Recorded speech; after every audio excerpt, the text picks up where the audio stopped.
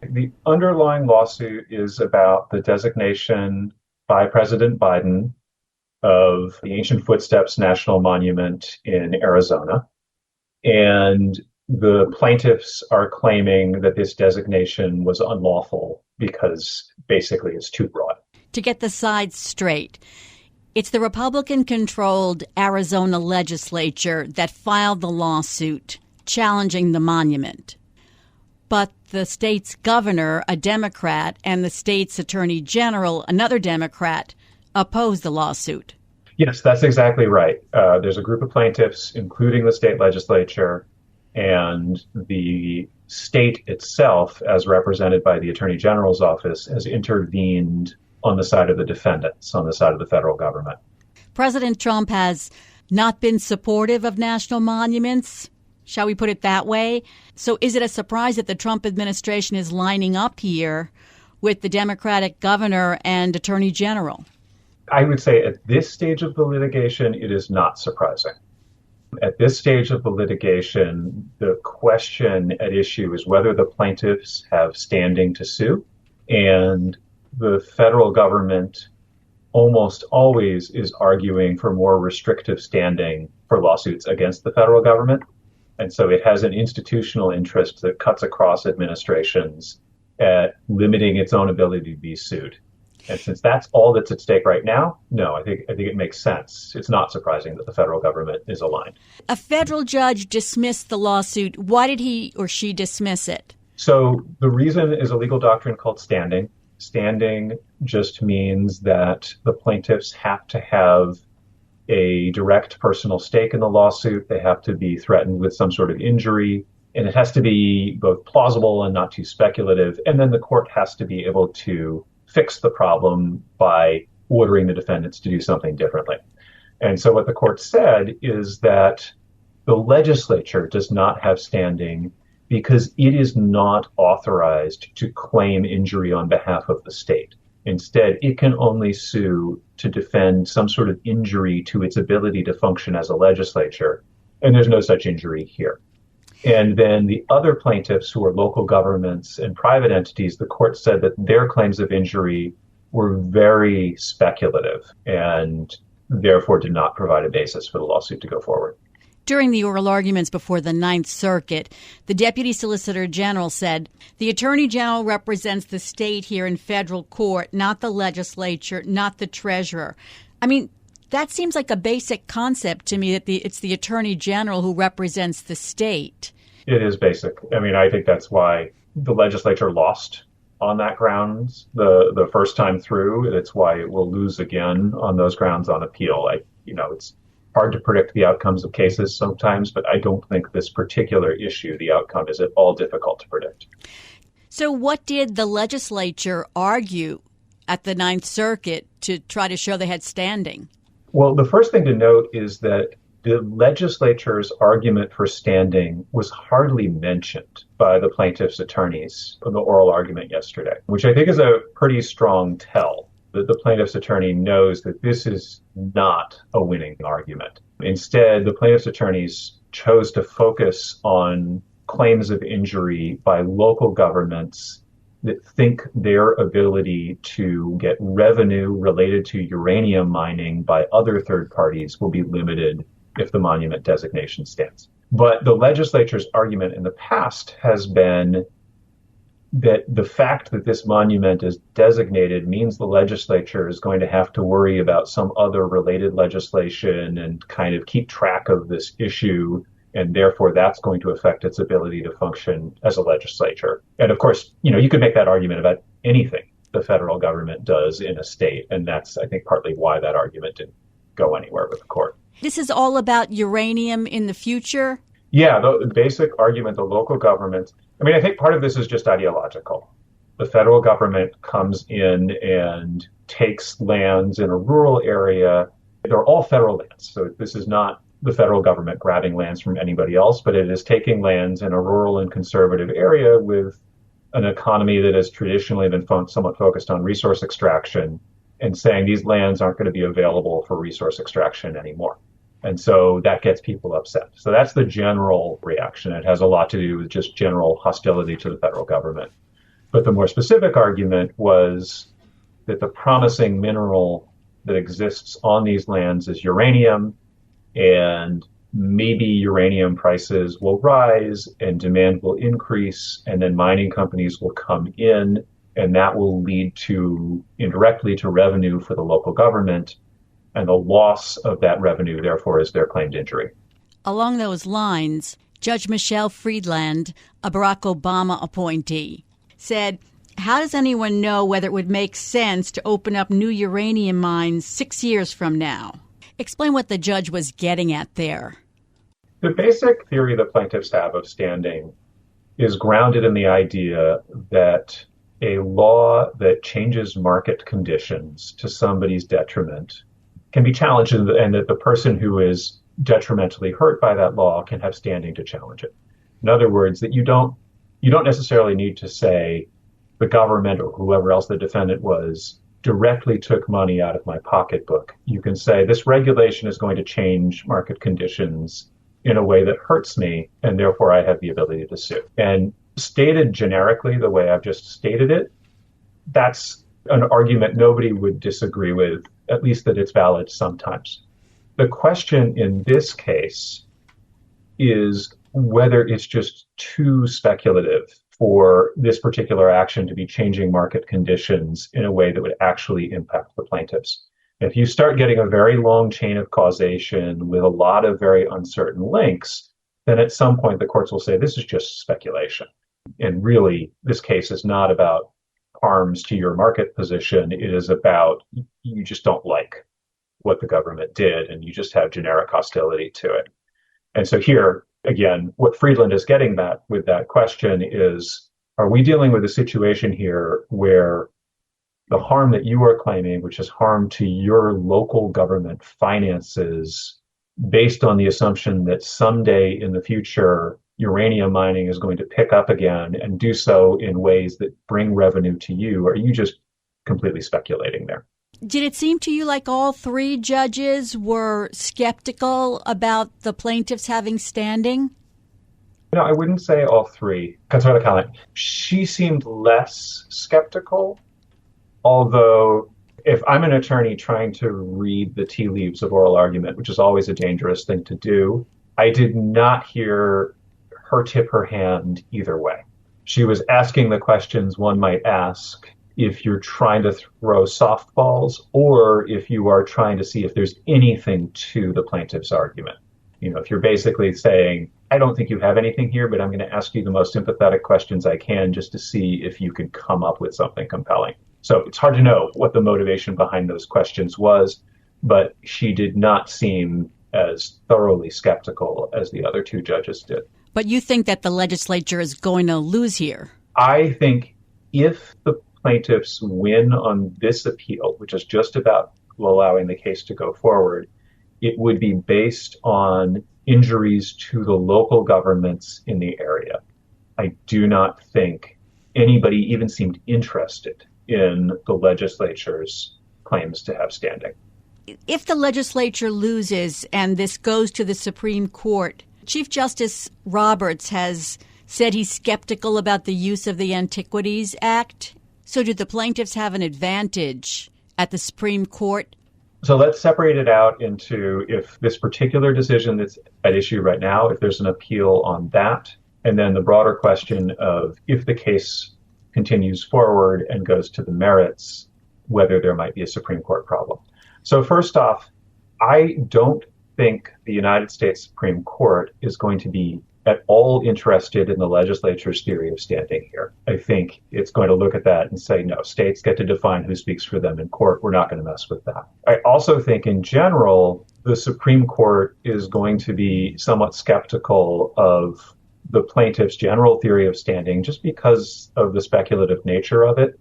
And even if the Supreme Court might sympathize with the merits of the plaintiff's claims here, I don't think you are going to have 5 justices or 4 on the court who are interested in expanding standing for potentially speculative harms and taking up a case just for that basis.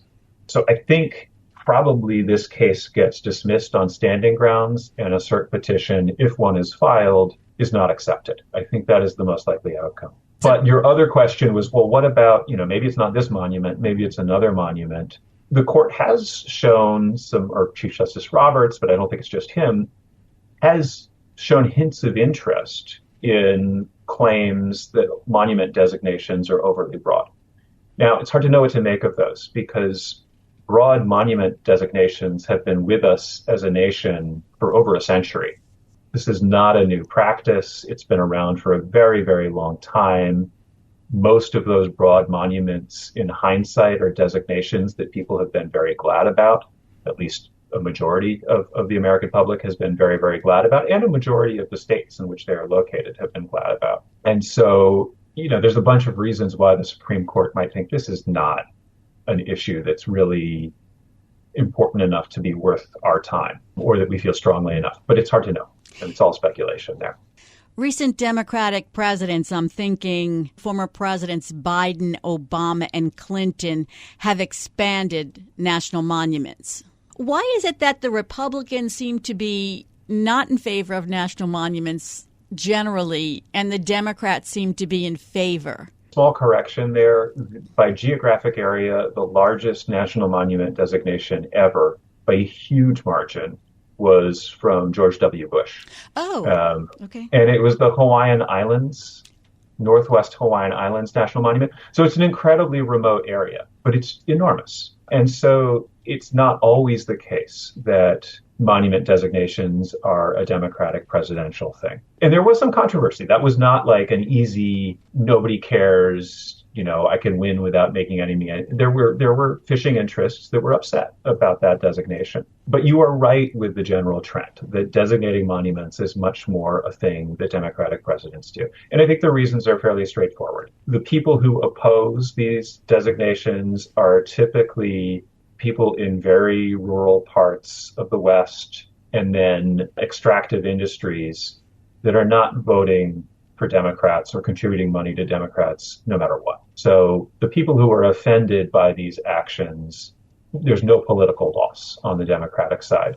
And they're widely popular. I mean, even Utah is a kind of a funny example. Utah aggressively markets its national monuments in its tourism materials, while at the same time, the Utah political establishment is almost duty bound to complain about them constantly. And so I think the more interesting question, honestly, on the political side is why the Republicans are so opposed. When monuments tend to be popular, they tend to be good for business development. And I think the basic reason is that there's sort of a core and entrenched part of the Republican Party that cares very deeply about these issues and that sees them as symbolically important to broader questions about the role of the federal government in the West. And it really demands that the Republican political establishment get upset, at least in the West, get upset about monuments. I would guess that a lot of those representatives and senators, if you gave them truth serum, would say, yeah, actually, these designations have been great for our state. They have key constituencies that hate them. And so I've got to oppose.